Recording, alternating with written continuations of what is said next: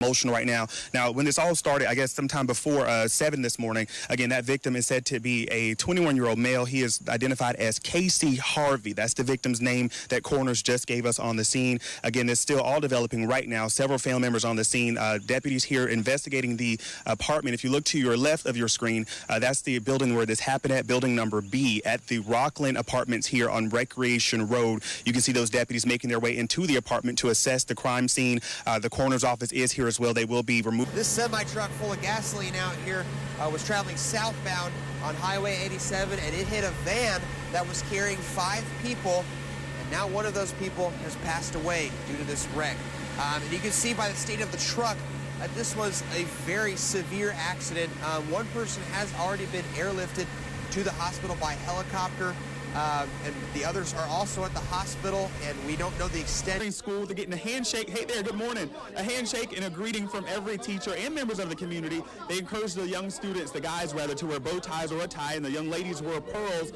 Leaders here at the school tell me it's a way to motivate students into success as they enter the school. Just let them know that somebody in the community cares and teaches them how to carry themselves. Hey there, good morning. It's random handshakes. Now, yesterday here at Matilda Hartley, barbers in the community gave a haircut, so some of those barbers have also returned this morning. Around 3 o'clock this morning, we're told that as crews arrived, there seemed to be some confusion as to what address the building was actually located. We're told the Norfolk Southern Train Company reported the fire to be an address on Lower Poplar Street, and crews had to then be rerouted to the address here on 6th Street this morning. Now, we were first on the scene this morning as crews arrived. You can see in the video from the height of those flames and the massive amount of smoke filling the air that this fire was fully involved. The home here on the corner of Poppy Avenue and Straight Street in West Macon.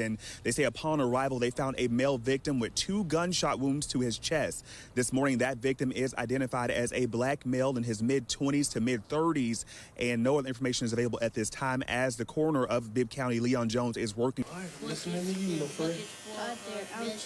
When you're reading, sometimes break them words down so that you can get a word out of it, which is a compound word, and make it into one word that you can really go into it more. See what I'm saying?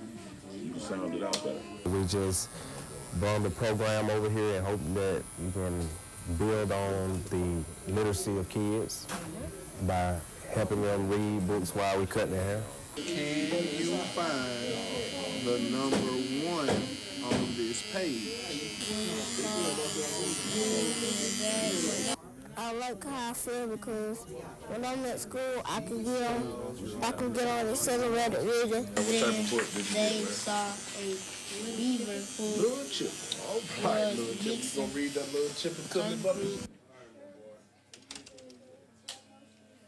All right. Thank you so much for coming. All right, Mr. Wise. Mr. Wise. All right. Thank you. Big Wade. How you looking at? It's a little too big. This side over here. You're a gentleman. Deborah started this. And she was a carrier here, and she would see kids in need, and so she just wanted her group to give back. How many of this you got to know you want to try? Once she passed, we decided, the family and the G-Riders, we all worked together as one to bring coats for those students.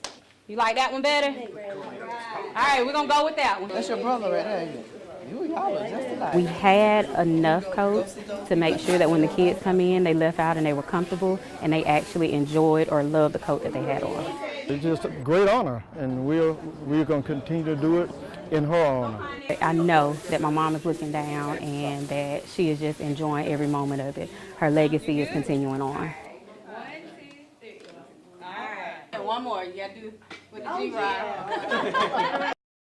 Everybody's wanting the experience of coming to a Christmas tree farm, and some people want to cut their own tree down if they've got small kids with them. Can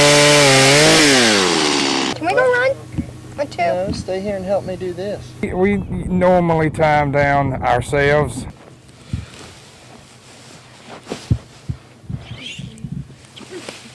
Obviously, if they're in a truck, that's a whole lot easier. All they have to do is just put a strap over them. But on top of a smaller car, we'll strap it down 3 or 4 times.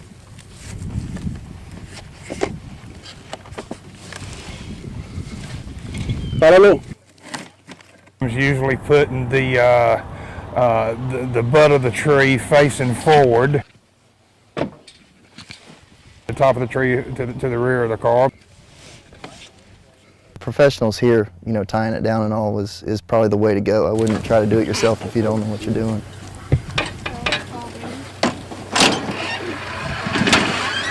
Ready, sir? Thank you. Yeah. If you strap it down good and get it tied off well, then you won't have any problem.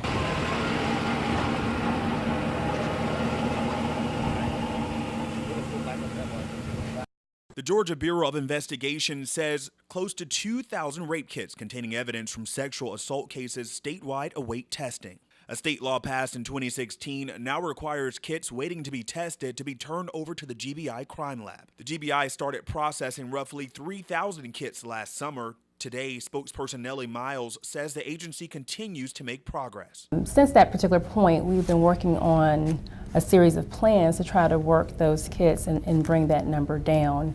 One of the big projects that the Crime Lab has been working on has been the outsourcing project. And so they've been outsourcing since for almost a year now, a number of kits each month to a private vendor. To date, they've tested over 800 kits through outsourcing, and from those, they've received 112 hits on a national DNA database. That means they've identified 112 suspects in those cases. Stephanie Fowler manages the GBI's CODIS database, also known as the Combined DNA Index System. She says the backlog is also a national issue. We knew that it was just a matter of time before Georgia would need to find a way to tackle this issue. To get all of these sexual assault kits worked, we had to have a plan in place. That involved not only increasing our staffing, not just here at our headquarters laboratory, but at all of the DNA laboratories for the state. And then we also were able to obtain grant funding so that we could have some of these sexual assault kits worked by a private laboratory. Crisis Line Safe House, may I help you? But beyond the numbers, it's advocates like Dottie Stafford of the Crisis Line and Safe House of Central Georgia who know the impact the testing could have in a victim's case. When I first heard about the backlog, I thought about all of the victims who spent 3-4 hours having forensic evidence collected and to not have that move forward anywhere. These kids are people, and in all too many cases, justice has been denied because nothing happened. State Rep Scott Holcomb wrote the bill requiring testing within 30 days of the evidence being collected. He says it's just as important to make sure there's never a backlog again.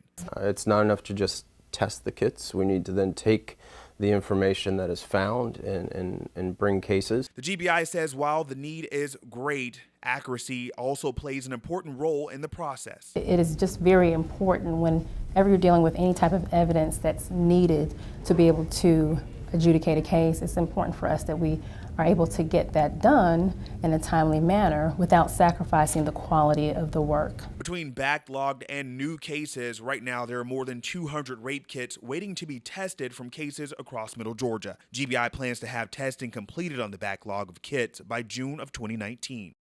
Tavares Jones, WGXA News. Solar eclipse is a moon dance thing, a cratered fragment seeking a mate, looking for more than a sunshine fling. Exact alignment will fascinate. Suspense is here, moon can't lose face. Proper timing means everything.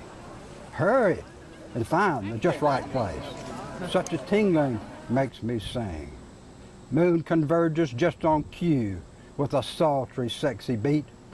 Once in place, a stunning view. When this close, moon feels the heat. Bite by bite, moon eats away and gradually moves along, steadily, without delay. Then suddenly, the sun is gone. Moon withdraws with new resource and sighing and whispered play. As moon returns to its course, sun appears and lights the day. Sun and moon and stars of light ever show their symmetry. Truly a majestic sight, dancing through eternity. Solar eclipse is a moon dance thing, visiting night on day. What you might call a celestial fling really was dance and play.